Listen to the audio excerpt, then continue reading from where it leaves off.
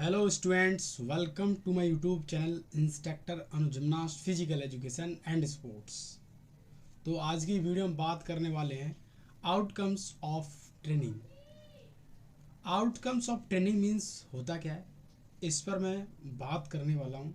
और मैं आपको एक ऐसी चीज़ बताने वाला हूँ, बीएससी फिजिकल एजुकेशन हो जाती है, बीपीएड हो जाती है, एमपीएड हो जाती है, पीएचडी हो जाती है, बट कुछ इक्विपमेंट्स के नेम के बारे में और यूज़ के बारे में आपको पता नहीं रहता है। तो आज की वीडियो में बात करने वाला हूँ। यह लेक्चर बहुत ज़्यादा अफेक्टिव होने वाला है आपके लिए। तो हम बात करते हैं आउटकम्स ऑफ ट्रेनिंग, चाहे वो हमारा फिटनेस का क्षेत्र हो, चाहे हमारा जिम एरिया हो, फिजिकल एजुकेशन स्पोर्ट्स साइंस वाली फील्ड हो। तो आपको पता होना चाहिए कि हम जब physical education sports science fitness में जाते हैं तो हम कुछ कंपोनेंट्स का यूज़ करते हैं, और उस कंपोनेंट्स के जब हम यूज करते हैं तो उस कंपोनेंट्स की कुछ एक्सरसाइज करते हैं, उस एक्सरसाइज में हम कुछ इक्विपमेंट्स के यूज करते हैं। अब हमें इक्विपमेंट्स के बारे में नहीं पता है कि इससे क्या डेवलप होता है, ये किस लिए यूज होती है, और आपके एग्जाम में क्वेश्चन पूछे जाते हैं और आपको इनके बारे में पता भी होना चाहिए। तो चलते हैं और डिस्कस करते हैं। हम बात करते हैं सबसे पहले आउटकम ऑफ ट्रेनिंग मीन्स होता क्या है, इसका परिणाम क्या है। Physical education and sports science and fitness and gym में आप कंपोनेंट्स का इस्तेमाल करते हैं, यूज़ करते हैं। जैसे हम बात करें मस्कुलर स्ट्रेंथ, आप प्रैक्टिस डेली करते हैं स्पोर्ट्स फील्ड में, फिटनेस में, जिम में। स्ट्रेंथ का यूज़ करते हैं, एंडोरेंस का करते हैं, कोऑर्डिनेशन का करते हैं। इनका यूज़ क्यों ही करते हैं और इनका पर्पज़ क्या होता है, इनका परिणाम क्या निकल कर आता है। तो सबसे पहले मैं बात करूं मस्कुलर स्ट्रेंथ की। तो मस्कुलर स्ट्रेंथ को जानने से पहले मस्कुलर स्ट्रेंथ का जो परिणाम निकल कर आता है, मस्कुलर स्ट्रेंथ हम जो फिजिकल एजुकेशन में, स्पोर्ट्स में, जिम में, फिटनेस में क्यों करते हैं, ये जो है स्किल को जो है बिल्डअप करती है, आपकी स्किल को परफॉर्मेंस करती है। कहने का मतलब है, हम बोल सकते हैं कि हम मस्कुलर स्ट्रेंथ जो वर्कआउट करते हैं उसका जो पूरा जो रिजल्ट जो हमारे सामने देखने को मिलता है वो हमारी स्किल को एनहेंस करने में बड़ी रोल निभाता है।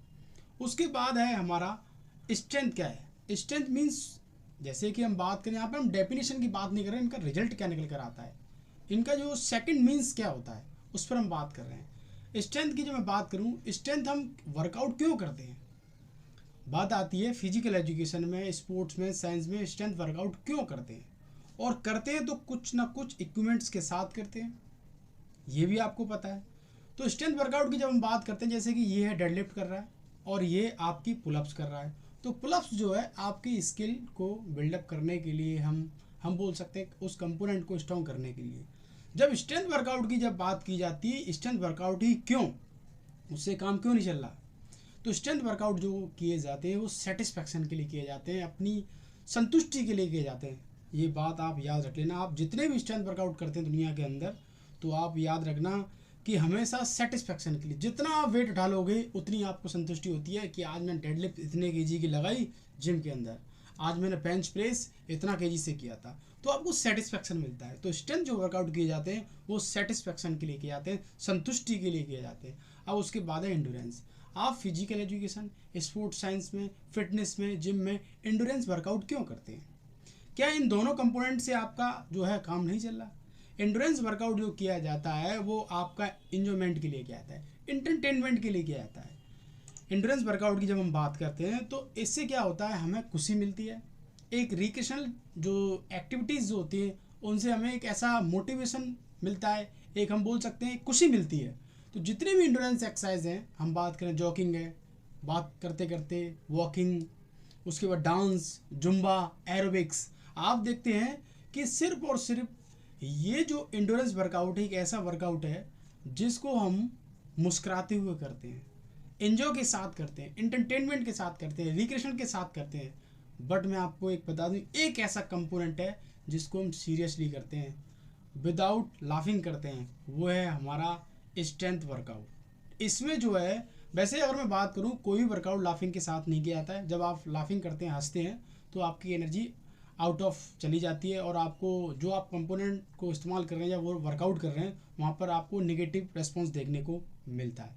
तो यहाँ पर याद रखना, स्ट्रेंथ वर्कआउट जो है एकदम सीरियसली किया जाता है, क्योंकि स्ट्रेंथ जो वर्कआउट होता है वो डिपेंड करता है सीएनएस पर। पूरी एक्टिविटी आपके सेंट्रल नर्वस सिस्टम से कनेक्टिविटी होती है स्ट्रेंथ वर्कआउट में। याद रखना, इस चीज़ को नोट कर लेना, आपके एग्जाम में भी पूछा जाता है कि स्ट्रेंथ जो है किस पे डिपेंड रहती है, सीएनएस पे डिपेंड रहती है। स्पीड किस पे डिपेंड रहती है, सीएनएस पे डिपेंड रहती है। ये भी क्वेश्चन आपके एग्जाम में पूछे जाते हैं। एंडोरेंस हो गया, जैसे मैंने बताया आपको एरोबिक्स से, देखो सारे के सारे एकदम एंटरटेनमेंट के साथ और खुशी के साथ इसको हम परफॉर्म कर रहे हैं। उसके बाद रिलैक्सेशन क्या है? रिलैक्सेशन की जब मैं बात करता हूँ तो रिलैक्सेशन हमारा एक तरीके से एक बॉडी को एक जो फटीग की कंडीशन होती है उससे बाहर निकाल कर लेकर आता है। Feeling of achievement and confidence, जितनी भी रिलैक्सेशन वाली एक्सरसाइज हैं, हम वर्कआउट के बाद करते हैं, कूलिंग डाउन करते हैं, आसन करते हैं, आपको हैप्पीनेस फील होता है। जैसे आप देख सकते हैं पद्म आसन में जो है बैठे हुए हैं, इनको हैप्पीनेस फील हो रहा है। तो याद रखना, रिलैक्सेशन वाली जितनी भी एक्सरसाइज हैं आप किसी फील्ड में यूज़ करते हैं, उनका जो यूज़ है वो है feeling of achievement and confidence. अपने आप को स्थिर अवस्था में लाने के लिए, एक खुशी अवस्था में लाने के लिए, एक शांत अवस्था में लाने के लिए, पोजिशन में लाने के लिए इसका हम इस्तेमाल करते हैं। उसके बाद है कोऑर्डिनेशन। कोऑर्डिनेशन का यूज़ जो है, ये हम बात करें कॉम्बैट स्किल वाले गेम में इस्तेमाल किया जाता है। जैसे हम बात करें बॉक्सिंग है और आपका रेसलिंग है, और भी गेम है, कराटे, जूडो हैं, इनमें कोऑर्डिनेशन का बहुत बड़ा रोल होता है। इंक्रीज सेल्फ स्टीम को ये बिल्डअप करती हैं।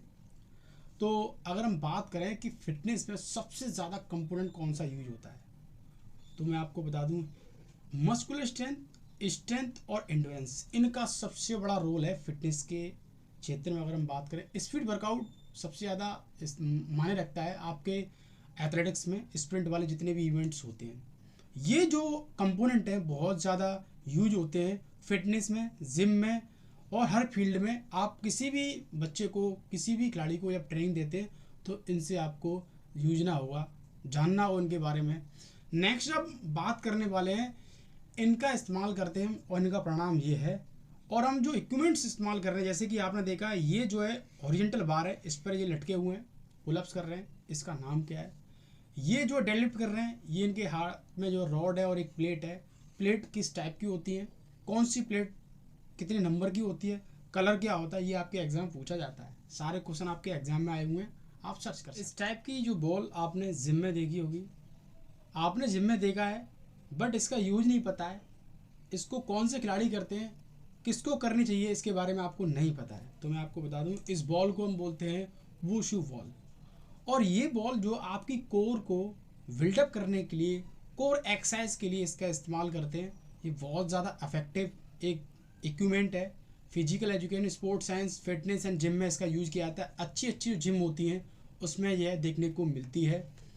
नेक्स्ट में बात करूं, सब लोगों ने जिम में देखा होगा, बट इसका रोल क्या होता है इस इक्विपमेंट का, इस मशीन का, आपको नहीं पता है। तो मैं बता दूं आपको, इसको हम बोलते हैं incline decline bench. Incline means होता है, इसको हम जब ऊपर कर देते हैं इसको हम बोलते हैं असेंडिंग ऑर्डर।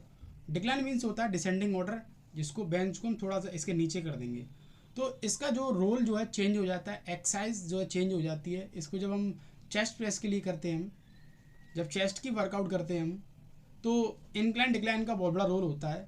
अगर आप फिटनेस क्षेत्र से जुड़े हुए हैं, बीपीएड एमपीएड कर रहे हैं, कंप्लीट हो चुकी है, तो आप मुझे बताएं कि डिक्लाइन करने से क्या रोल है पेक्टोरल्स मेजर मसल्स पर, माइनर मसल पर, और इंक्लाइन करने से चेस्ट मसल पर क्या रोल होता है, मतलब क्या उसका इफेक्ट देखने को मिलता है। इंक्लाइंस और डिक्लाइंस दोनों का आप मेरे को कमेंट बॉक्स में मैसेज करेंगे अगर आप फिटनेस क्षेत्र से जुड़े हुए हैं, आपको पता है। आपने इसको जिम में देखा होगा और इस रोल को आप सब लोग देखते हैं जिम के अंदर, बट आपको इसका यूज नहीं पता है कि इसका यूज़ क्या है। ये रोल जो है इसका यूज़ क्या है, इसको हम बोलते हैं मायोफेशियल रिलीज, और इसकी फुल फॉर्म पूछी जाती है आपके एग्जाम में। MFR मीन्स क्या होता है, what is the full form of MFR? Myofascial release का यूज़ जो है हम मोस्टली जिम्नास्टिक फील्ड में करते थे, बट इसको अब धीरे धीरे हर गेम वाले करने लगे हैं। रेसलर भी यूज करते थे। ये क्या होता है, आपकी फटीग की जो कंडीशन होती है उसको जो है रिमूव करता है, रिलैक्सेशन में अपनी भूमिका को निभाता है।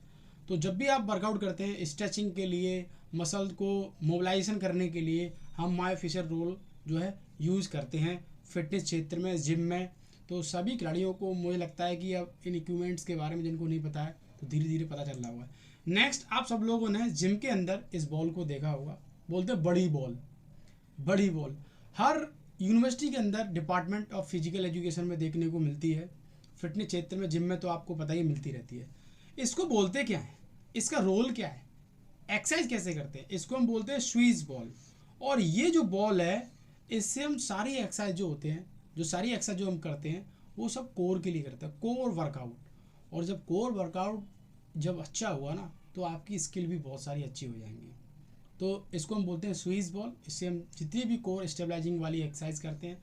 उसके बाद है हमारा नेक्स्ट, ये आपने देखा होगा, एक साइड में ट्रेडमिल मशीन रखी हुई है और बगल में किस तरीके की हाफ साइकिल टाइप की रखी हुई है।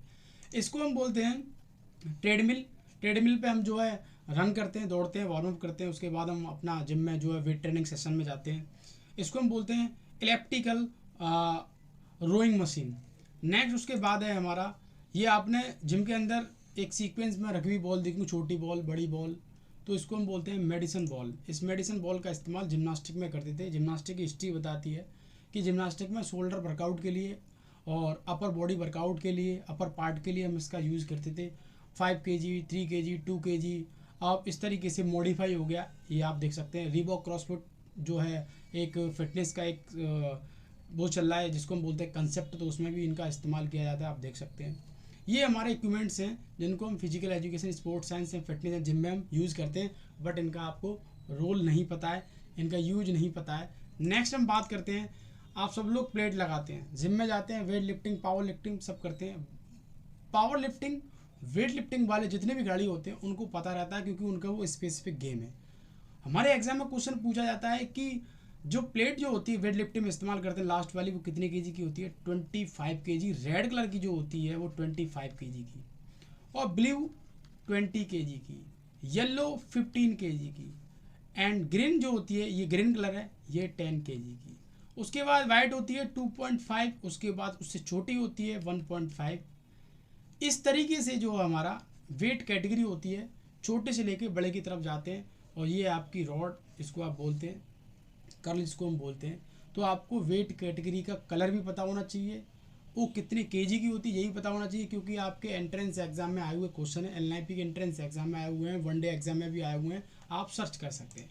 उसके बाद इसको हम वेट प्लेट्स बोलते हैं। उसके बाद है हमारे सामने इस तरीके का एक बोर्ड होता है, इसको आप बोलते हैं कि उस बोर्ड पर लेट जाओ, उस पर एक्सरसाइज कर लो, अपनी भाषा में इस्तेमाल करते हैं। हर जिम में आपको ये ज़रूर देखने को मिलेगा। इसको हम बोलते हैं रशियन बॉक्स, और इस पर हम जो करते हैं सिटअप्स करते हैं, अपनी एब्डोमेन एक्सरसाइज करते हैं इस पर, रशियन बॉक्स पर लेट कर, सिटअप जिसको हम बोलते हैं, क्रंचेस जिसको हम बोलते हैं।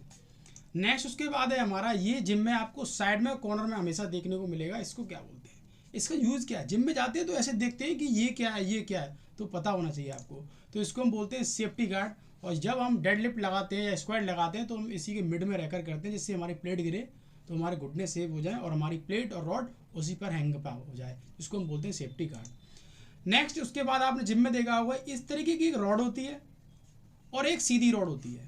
इन दोनों में डिफरेंट क्या होता है?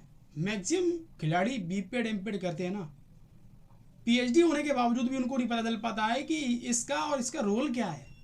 मैं आपको रियल में बता रहा हूँ, बट एक जो फिटनेस ट्रेनर होगा उसको इसके बारे में पता रहता है कि इसका यूज़ कब करते हैं और इसका यूज़ कब करते हैं। ये कर्ल वाली जो होती है, इसमें वेरिएशन होते हैं बाइसेप्स कर्ल के, विथ रॉड की हम बात कर रहे हैं। ये जिगजैग इसको हम बोलते हैं, या इसको हम बोल सकते हैं इजी कर्ल बोल सकते हैं, इस तरीके से होती है। इसमें क्या होता है, क्लोज ग्रिप और वाइड ग्रिप दोनों एक्सरसाइज हो जाती हैं। और इसमें जो है हमारी सिंपल जो कर्ल होती है, सीधी जो होती है, इसमें भी सिंपल जो क्लोज और वाइड होती है, बट सबसे ज़्यादा अफेक्टिव होती है, ये लॉन्ग हेड के लिए इस्तेमाल की जाती है क्लोज ग्रिप। इनसाइड हो जाता है, इसमें हमारा जो बाइसेप्स है वो इनसाइड हो जाता है। जब आप इसको करके देखेंगे तो आपको पता चल जाएगा। नेक्स्ट आपने जिम में देखा होगा ऐसे लॉक पड़े रहते हैं इधर कोने कोने पर, इसका यूज़ क्या होता है? इसको हम बोलते हैं सेफ्टी कॉलर, जो कि हमारी रॉड है ना, इस रॉड में प्लेट लगाने के बाद इसको लगा दिया जाता है कि हमारी जो प्लेट है वो मूवमेंट ना करे, अपनी जगह पर स्टेबल हो जाए। जब वो मूवमेंट करेंगी तो एयर रेजिस्टेंस अपना वर्क करना स्टार्ट कर देगा। वैसे मूवमेंट में भी करेगी और स्टैटिक होगी या डायनामिक पोजीशन, तब भी एयर रेजिस्टेंस हमेशा अपना काम करता है। बट मूवमेंट करती है तो आपका सीजी इम्बैलेंस होता है, और सीजी इम्बैलेंस होगा तो आपकी एक्सरसाइज से आपकी माइंड डाइवर्ट हो जाएगी, तो आपको इंजरी होने के चांसेस होंगे। तो इसीलिए सेफ्टी कॉलर लगानी चाहिए जब भी आप डेडलिफ्ट करते हैं, बेंच प्रेस करते हैं, स्क्वाट करते हैं, चेस्ट प्रेस करते हैं तो आपको सेफ्टी कॉलर लगानी चाहिए। कुछ लोग क्या करते हैं, प्लेट आधी इधर निकल जाती है, आधी बाहर हो जाती है, आधी साइड में लगी रहती है, उससे आपकी मसल पुल होने के चांसेस रहते हैं, इंजरी होने के चांसेस ज़्यादा रहते हैं। इसकी एटमोलॉजी को समझो, इसकी साइंस को समझो। नेक्स्ट, आपने इस तरह की रॉड देखी होगी जो कि मैं आपको बता रहा था, इसको हम सिंपल कर्ल बोलते हैं, बारबल कर्ल जिसको हम बोलते हैं। नेक्स्ट हम बात कर रहे हैं, ये इस तरीके का आपने बॉक्स या मशीन देखी होगी, लेग प्रेस करने के लिए जाते हैं। इसका एक्चुअल जो नेम है वो हैक स्क्वाट, और हैक स्क्वाट जो हम लेग प्रेस करते हैं और लेग स्ट्रेंथ को डेवलप करने के लिए हम इसका इस्तेमाल करते हैं। तो मैं समझता हूँ कि अब सभी खिलाड़ियों के ये इक्विपमेंट्स के जितने भी नेम थे वो याद हो गए होंगे, इनका यूज भी पता चल गया होगा, और आपके एग्जाम में भी ये क्वेश्चन पूछे जाते हैं। आप फिटनेस के जितने भी इक्विपमेंट्स हैं वो सारे याद कर लेना। मैं समझता हूँ कि अब आपका कोई क्वेश्चन नहीं बचा होगा इससे रिलेटेड। अगर आपको कोई क्वेरी है फिटनेस से रिलेटेड तो प्लीज़ आप मेरे को कमेंट करें, मैं आपको जल्दी उस पर वीडियो बना कर दूंगा। मिलते हैं नेक्स्ट वीडियो के साथ। थैंक यू, जय हिंद।